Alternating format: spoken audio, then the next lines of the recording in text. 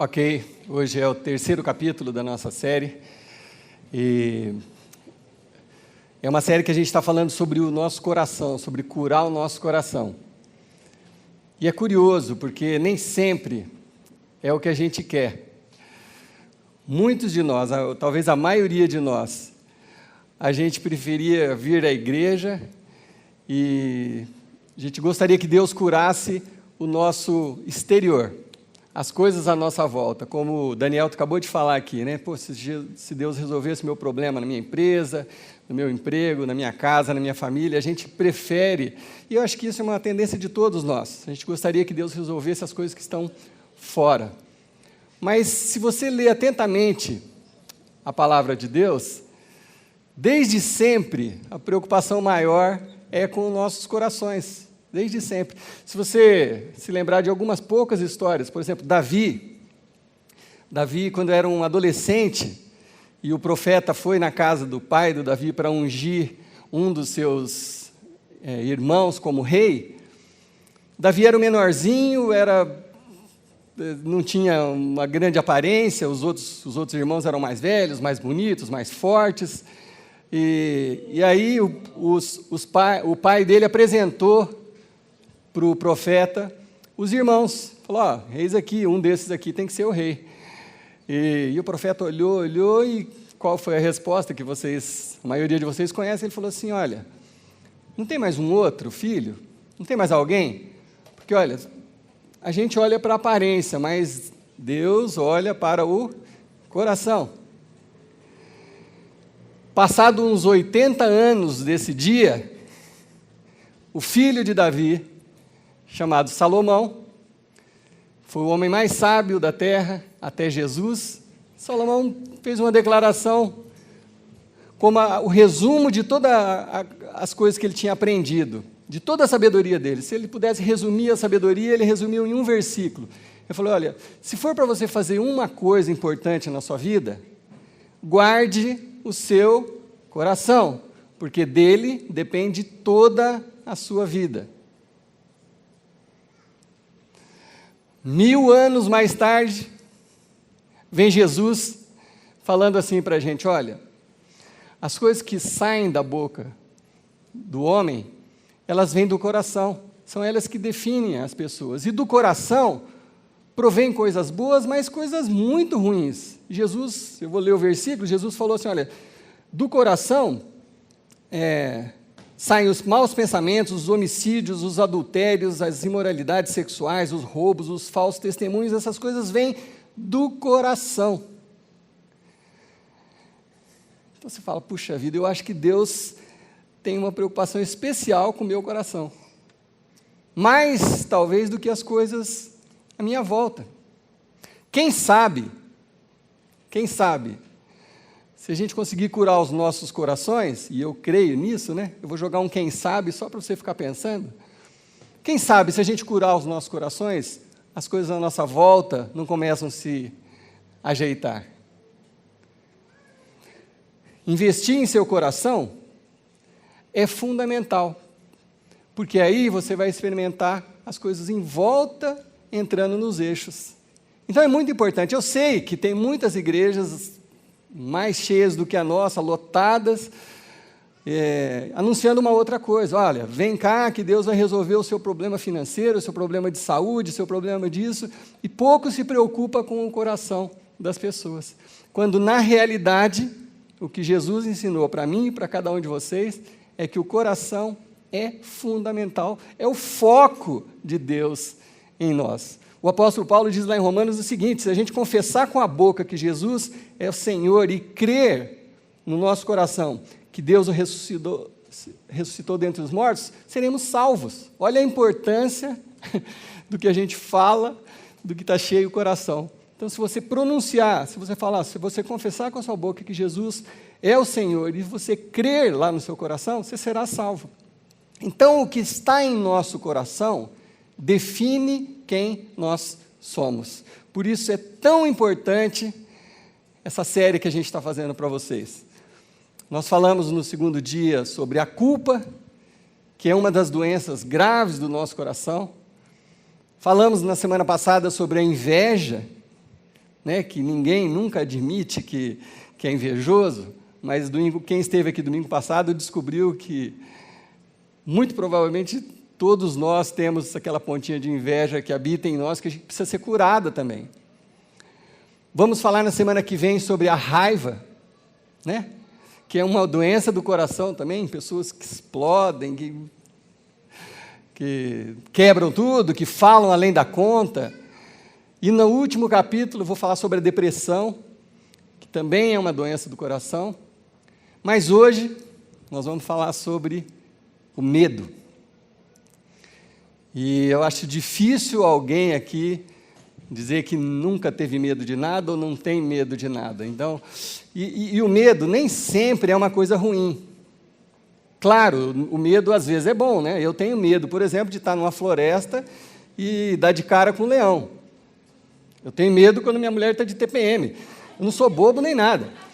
Tem hora que é prudente ter medo e ajuda a gente a se proteger, né? Você vê lá os sinaizinhos de TPM, você já fica na sua quietinho e tal, né? Não é verdade, Daniel? Sou bobo nem nada, né? Mexer com... né? Vai que explode, né? Então, o medo nem sempre é ruim. Nem sempre é ruim. Medo, criança que já enfiou o dedo na tomada, tem medo de levar choque. Ela se protege, se cura. Então, assim, nem sempre o medo é ruim. Mas não é disso que eu estou falando. Eu estou falando quando o medo nos faz mal. Quando o medo nos paralisa. Aquele medo que te impede de avançar na sua vida. Tem gente que tem medo da morte. E tem problema quase toda noite para dormir por medo de que um dia vai morrer, de não sabe exatamente o que vai acontecer. Tem gente que vive esse pavor, e esse pavor às vezes paralisa a pessoa. Tem gente que tem medo de ficar doente. E aí, passa álcool e tudo que é coisa, hein? Só volta neurótico com limpeza e tudo, por medo de adoecer. Tem gente que tem medo de ser rejeitado, de não ser amado. Então você faz de tudo, você se esforça, você se desdobra para ver se você consegue fazer com que as pessoas te amem, porque você tem medo de ficar sozinho. É desses medos que a gente está falando aqui. Tem gente que tem medo de perder tudo, de perder o emprego, de perder as economias. Tem gente que tem medo do futuro.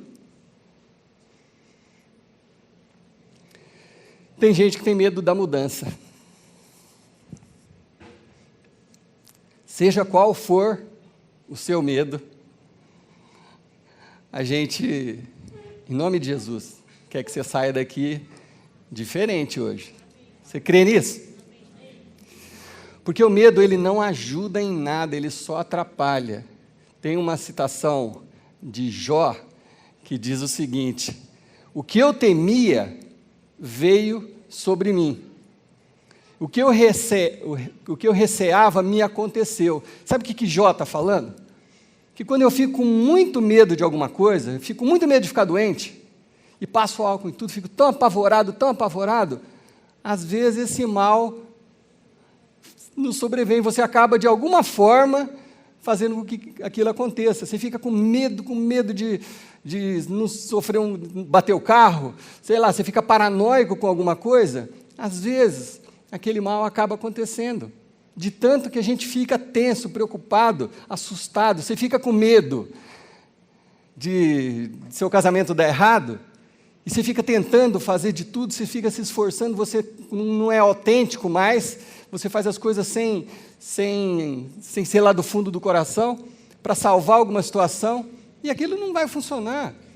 As pessoas querem pessoas de verdade, querem que amem de verdade, que sejam naturais. Você tem medo de mudar, e aí você fica paralisado, aí você não sai do lugar mesmo, porque você tem medo de mudança, e aí você fica, sua vida vai parando. Então hoje a gente vai acender algumas luzes em relação ao nosso medo. Quem é pai aqui, possivelmente já teve a experiência que eu tive, eu acho que todos nós pais já tivemos essa experiência de um filho ter medo do escuro. E aí, você tenta convencê-lo, mas a melhor coisa a fazer, você fala, ó, você pega na mão dele e fala assim, filho, vamos lá, o escuro é só a ausência de luz, não tem nada lá. Não tem bicho-papão, não tem nada debaixo da cama. Pega a mãozinha dele, chega lá no quarto, acende a luz. Está vendo? Quer dizer, esse acender de luzes, que pode ser metafórico também, nos elimina muitos medos nossos. A própria ciência faz isso. Há pouco mais de 200 anos atrás, a média de vida era de 37 anos. Há 200 anos atrás, a média de vida era 37 anos. Por quê? Porque morria muita gente por causa das doenças, das febres, das pestes. Só que não se conhecia os micro-organismos. Então, ninguém sabia. Então, o que eles achavam? Que as pessoas morriam por maldição, por mal olhado, por decreto divino, por pecado. Então, uma aldeia inteira morria de uma peste qualquer. Você falava, aquilo ali foi amaldiçoado. Até se criava esse tipo de coisa sobrenatural. Quando descobriram os micro-organismos, né? Luiz Pasteur descobriu lá os micro-organismos, as bactérias, pronto, acendeu uma luz, falou, não, espera aí, a gente fica doente, a gente fica com febre, você pega na mão da outra pessoa, você passa aquela bactéria para outra pessoa, aquele vírus, enfim, bactéria. Então, até a própria ciência acende algumas luzes, mas nós não viemos falar de ciência, nós viemos falar da própria luz. Daquele que diz assim, ó, eu sou a luz do mundo. Quem me segue jamais andará em trevas. Então, se você se aproximar dessa luz, o seu medo vai embora. Então, o medo é um problema do coração que precisa ser curado. E quando a gente vai falar de Jesus, tem hora que Jesus chega a ser quase irritante, porque a palavra que Jesus mais fala, não tema. Pô, Jesus, mas como assim não tema? Não tema, não tenha medo.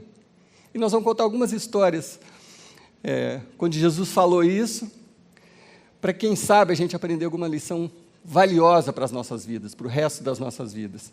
A primeira história está lá em Mateus, no capítulo 8. Jesus chamou os seus discípulos para entrar num barquinho e cruzar o mar da Galileia.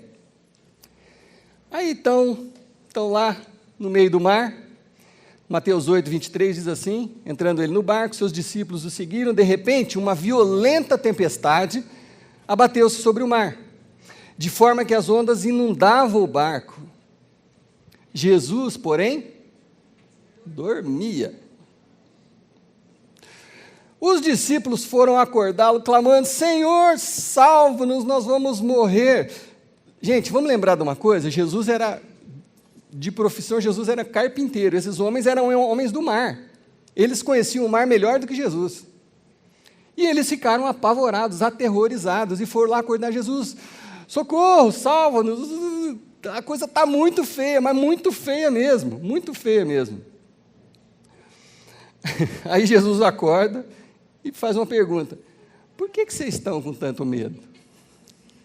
Vocês conseguem imaginar a cena? São os caras do mar, né?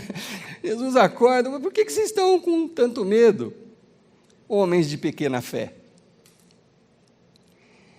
Então se levantou, e olha só que interessante, Jesus estava deitado, descansando. Sabe o que isso nos revela? Que às vezes a gente está muito apavorado, mas Deus está ciente de tudo, tranquilo.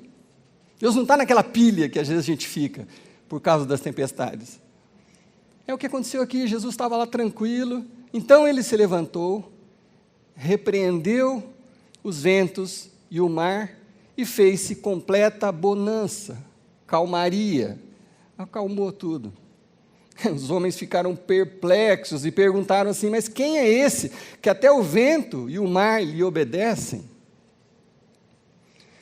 Eles ficaram perplexos porque eles perceberam que a presença, atenção, a presença de Jesus era mais forte do que o medo deles. A presença de Jesus era mais forte do que a tempestade que eles estavam enfrentando. Foi por isso que eles ficaram perplexos. Mas isso durou pouco tempo. Um pouquinho mais adiante, Jesus desafiou os seus discípulos e seguidores. Jesus falou assim: olha, agora que vocês estão convivendo comigo, vocês já ouviram as boas novas, eu quero que vocês vão e anunciem essas boas novas às pessoas, aos parentes de vocês, às pessoas em outros vilarejos. Eles precisam conhecer o que Deus me enviou para dizer, e eu preciso da ajuda de vocês. Então Jesus estava enviando eles para essa caminhada, essa jornada de pregar o Evangelho. E aí Jesus fez um alerta, ele falou: olha, enquanto vocês estiverem caminhando, pode ser que coisas muito legais aconteçam, pode ser que vocês cheguem numa cidade, vocês vão ser bem recebidos, vão fazer um jantar legal para vocês, mas pode ser que vocês sejam perseguidos. Pode ser que as pessoas fiquem incomodadas pelo fato de vocês estarem falando de mim. Aí, um pouquinho mais adiante, Mateus 10, Jesus fala assim: olha, não tenham medo. Se isso acontecer, não tenham medo. Se vocês forem perseguidos, não tenham medo. Não tenham medo dos que matam o corpo, mas não podem matar a alma. É como se Jesus falasse assim: gente, não há nada que você precisa ter medo, nada. Nem dos assassinos, que podem apenas matar o corpo. Vocês são muito mais do que só um corpo, mas vocês não precisam temer. Até porque, eu falei agora há pouco, ter medo não vai resolver nada. Ter medo de ficar doente não vai impedir que você fique doente. Ter medo de ter problema no relacionamento não vai impedir que você tenha problema no seu relacionamento. Ter medo de perder o emprego não vai impedir que você perca o emprego. Então Jesus está sendo muito claro, que ele falou: olha, não tenham medo nem dos assassinos, nem daqueles que podem matar o corpo. Se for para ter medo de alguma coisa, tenham medo daquele que pode destruir tanto a alma quanto o corpo no inferno. Mas em seguida, olha só, Jesus deixa a coisa pessoal. Vamos imaginar que Jesus está falando com cada um de vocês e comigo. Aí Jesus traz a coisa para o pessoal, ele dá um exemplo aparentemente desconexo, mas se você prestar atenção, tem tudo a ver. Jesus fala assim: olha, não se vendem 2 pardais por uma moedinha? Que pergunta é essa, Jesus? No meio disso aqui, você está falando de matar? Não se vendem 2 pardais por uma moedinha? Que pergunta é essa? Mas Jesus acrescenta: contudo, nenhum deles cai no chão sem o consentimento do Pai de vocês. O que Jesus está falando? Olha, sabe pardal? Aqueles que ficam aí pelas árvores, que ninguém dá maior valor, nenhum valor por isso. Se você for no mercado naquele tempo, né, você comprava 2 pardais por uma moedinha, quer dizer, não vale nada os pardais, eles não têm valor agregado. E Jesus fala assim: olha, sabe os pardais? Nenhum deles cai no chão sem o consentimento do Pai de vocês. E aí, portanto, não tenham medo, sabe por quê? Porque vocês valem muito mais do que os pardais. E Jesus ainda fala o seguinte, ele fala: olha, nenhum fio, até os cabelos da cabeça de vocês são todos contados, presta atenção. Eu até tenho falado com Deus, meu cabelo está caindo, está ficando fácil, né? Eu estou perdendo cabelo, está ficando cada vez mais fácil. Mas é o que Jesus está falando. Até o cabelo da nossa cabeça, Deus sabe a quantidade. Puxa vida, se eu sou filho de Deus, se Jesus disse que quando a gente recebe, crê, a gente passa a ser filho de Deus. Puxa vida, um Deus que cuida tão bem dos pardaizinhos que valem uma moedinha, não vai cuidar de mim, não vai cuidar de você?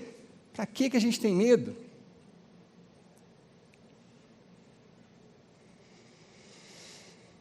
Mas não acabou. O outro episódio, quase em seguida, na sequência, Mateus 14. Mateus 14 é aquele capítulo onde fala da multiplicação dos pães, estava todo mundo com fome. Aí os discípulos vieram reclamar com Jesus: olha, Jesus, o pessoal está com fome, é melhor o senhor mandar eles embora. O que Jesus fala? Ele falou: não, por que vocês mesmos não alimentam esse pessoal? Pô, mas como? Né? Como? Que jeito? Aí Jesus fala: o que vocês têm aí? Então tragam o que vocês têm aqui, pronto, multiplicou, de 10 a 12 mil pessoas comeram e se fartaram, né? Então, eles acabaram de passar por esse episódio. Quer dizer, se você vê isso acontecer diante de você, a sua fé vai lá em cima, né? Você fala, nossa, acabei de ver um milagre daqueles, né? Esse Jesus só pode ser o Filho de Deus mesmo. Porque para eles, nessa época, é diferente da gente. Para eles, Jesus ainda não tinha ressuscitado dos mortos. Porque quando Jesus ressuscitou dos mortos, aí cravou mesmo que ele era o Filho de Deus. Todo mundo, até esses que tinham tanto medo, deixaram de ter medo. Mas até aqui, Jesus ainda não tinha ressuscitado. Então, eles, andavam naquela assim, confiavam, deixavam de confiar. Então, aqui nesse episódio, a confiança foi lá em cima, né?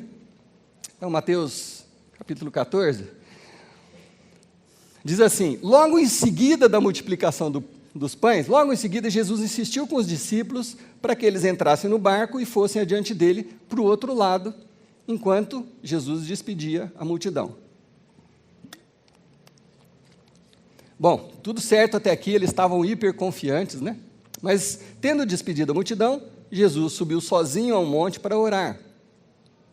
Ao anoitecer, Jesus estava ali sozinho, mas o barco já estava em considerável distância da terra, fustigado pelas ondas, porque o vento soprava contra ele. Vamos fazer uma pausa aqui. Isso está parecendo a minha vida. Uma hora está uma calmaria, daqui a pouco parece que começa uma tempestade, depois acalma de novo, daqui a pouco começa uma tempestade. Alguém mais se identifica com isso? Só eu, né? Estamos juntos? Amém? Até amém. Isso parece a nossa vida. Isso parece a nossa vida.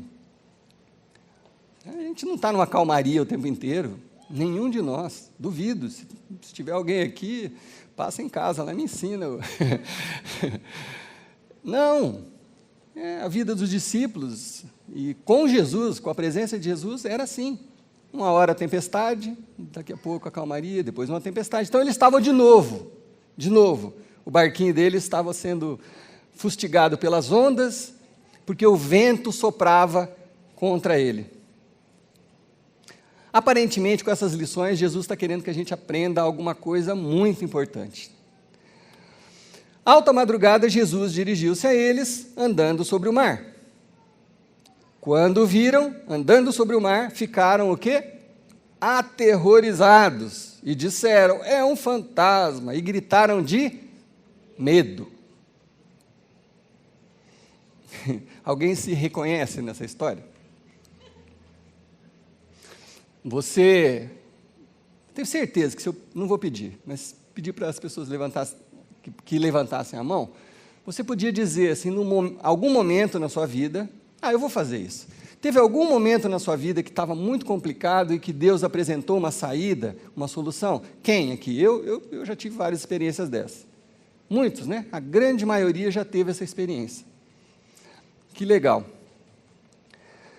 Só que em seguida, na próxima tempestade, parece que Deus não existe, parece que Deus esqueceu da gente, parece que os pardais são mais importantes do que a gente. Não sei. Aí Jesus responde uma coisa definitiva, que é a nossa lição mais importante de hoje. Jesus fala assim, coragem. Paulo, calma.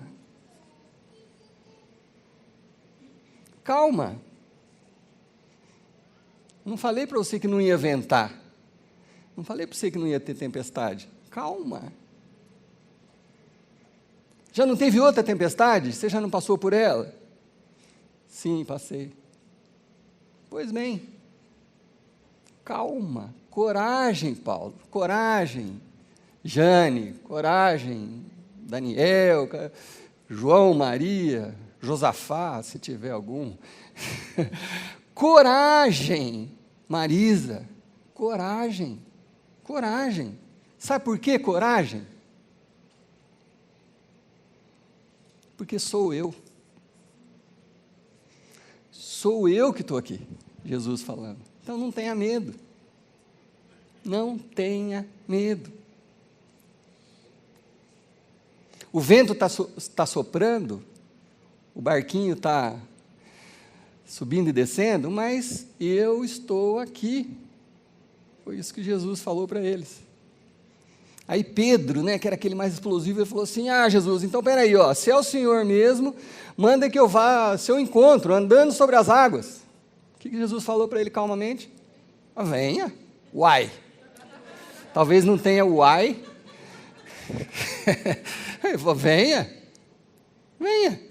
E Pedro saiu do barco, andou sobre as águas, na direção de Jesus. Mas ele estava andando, né? O que aconteceu? Aí ele lembrou, falou: nossa, o que eu estou fazendo? Eu estou andando em cima da água, a tempestade não parou. O que aconteceu com Pedro? Ficou com medo. E aí ele começou a afundar. Senhor, salva-me, socorro, estou afundando. Imediatamente Jesus estendeu a mão e o segurou. Homem de pequena fé, por que você duvidou? Por que você duvidou? E aí quando eles entraram no barco, o que aconteceu? O vento cessou mais uma vez. Então os que estavam no barco o adoraram, dizendo: verdadeiramente, tu és o Filho de Deus.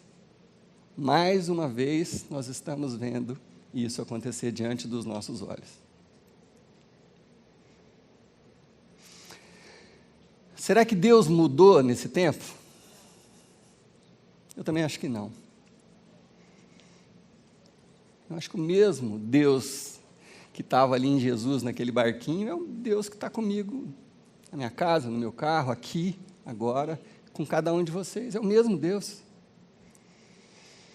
Se é o mesmo Deus, Ele está falando para você e para mim a mesma coisa. Calma. Coragem. Não tenham medo. Por que não tenham medo? Porque sou eu que estou aqui com você. Essa tempestade vai passar, vai chegar uma hora que vai cessar, vai acalmar.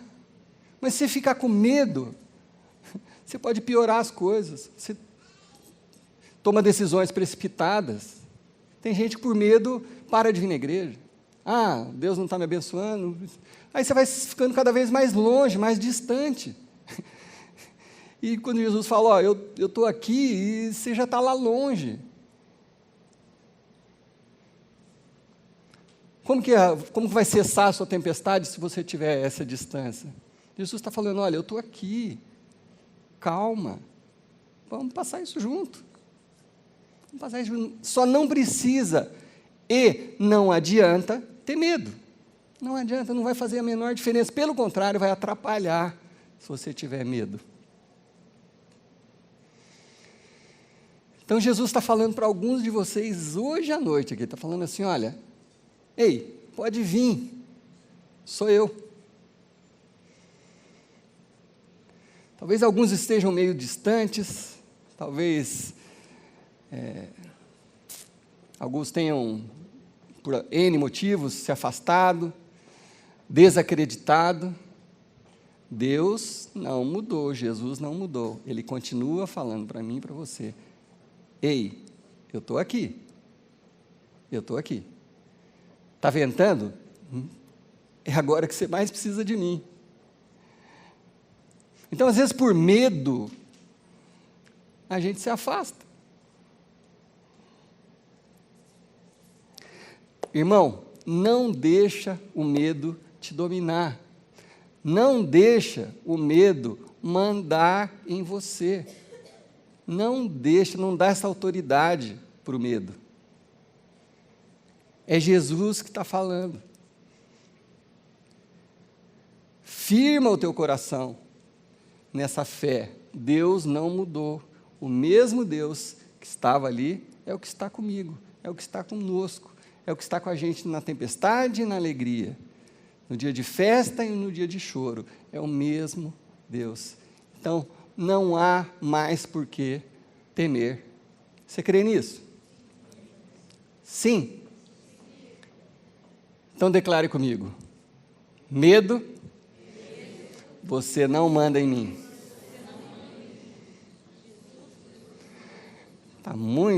Tem gente com medo. Medo, Você não manda em mim, Jesus manda. Se você realmente crê nisso, a sua vida pode ser outra de hoje em diante. Amém? Vamos orar? Deus,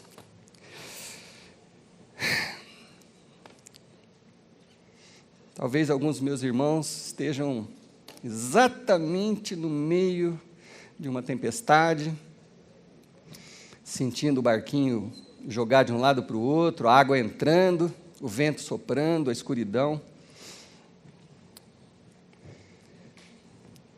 Mas assim, Deus, como naquele momento, onde literalmente isso estava acontecendo com os discípulos, e Jesus apareceu e acalmou a tempestade, que cada um de nós, Senhor Deus, possa ter essa confiança de que com Jesus no nosso barquinho a tempestade vai embora. Que a gente possa crer nessa verdade e exercer isso. E declarar com a nossa boca aquilo que está dentro do nosso coração. Medo, você não tem poder sobre mim. Eu me recuso a sentir medo porque Jesus está comigo. Que essa verdade faça diferença nas nossas vidas, Senhor Deus, de hoje em diante. Que a gente possa perder o medo de mudar, o medo de ousar, o medo de te servir, o medo de assumir que nós somos filhos de Deus para as pessoas. O medo do futuro, o medo da morte, que tudo isso, Senhor Deus, pela presença de Jesus nas nossas vidas, vai embora definitivamente. E que a gente possa experimentar, Senhor Deus, a cura dos nossos corações e a transformação que o Senhor vai fazer no nosso entorno também, em nome de Jesus. Amém. Amém.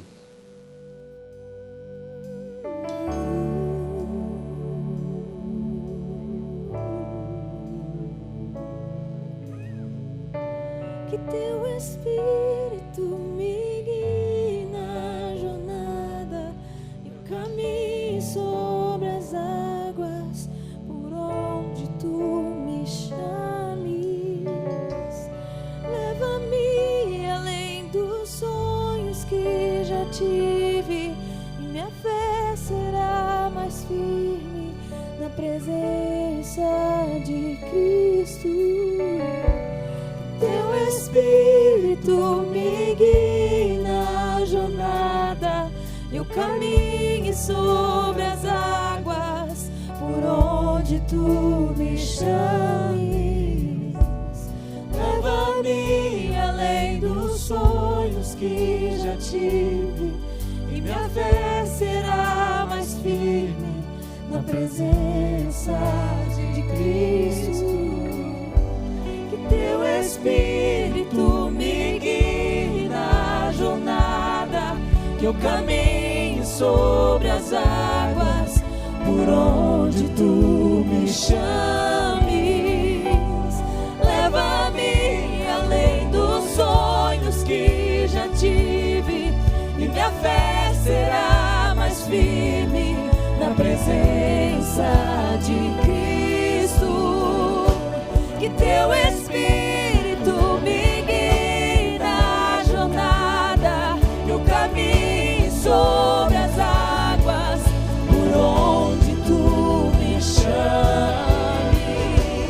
Leva-me além dos sonhos que já tive, e minha fé será mais firme na presença de Cristo.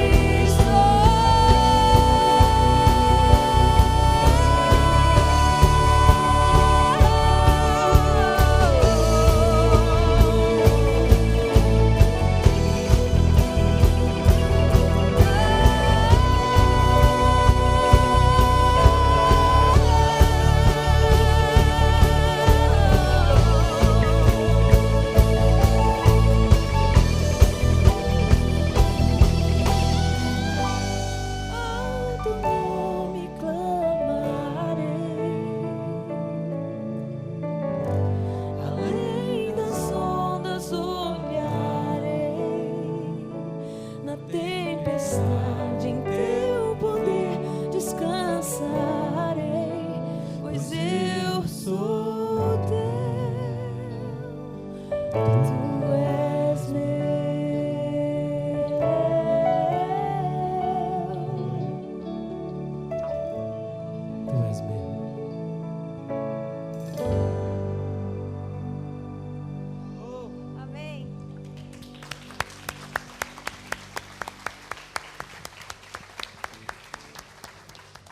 Que a sua semana seja uma bênção. Amém? Levante daqui fortificado, abrace alguém aí perto de você. Fala assim, olha, medo, você não manda em mim, chega em nome de Jesus. Amém? Deus os abençoe.